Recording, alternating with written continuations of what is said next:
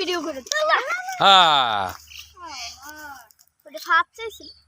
আচ্ছা যাক, পাখিটা তুমি ছাইরা দিছো না, আল্লাহ পাক তোমারে দেখো কত বড় একটা সোয়াব দিব।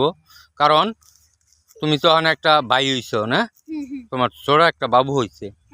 এখন যদি তুমি পাখিটা আটকায় রাখো, ওর মা ওর জন্য কাঁদবো না? তাহলে তুমি একটা ভালো কাজ করছো।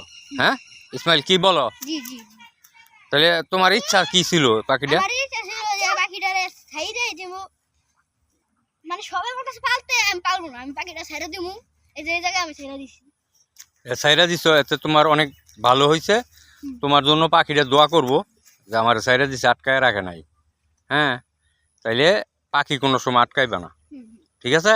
পাখিটা দেখছি ঝালের মধ্যে ফাঁসছিল, ওই লেগে আমি নিয়ে আইছি। আচ্ছা, ভালো হয়েছে। হ্যাঁ, এরকম ভালো ভালো কাজ করবা। হ্যাঁ, আচ্ছা। আল্লাহ হাফেজ, সুস্থ থাকো, ভালো থাকো।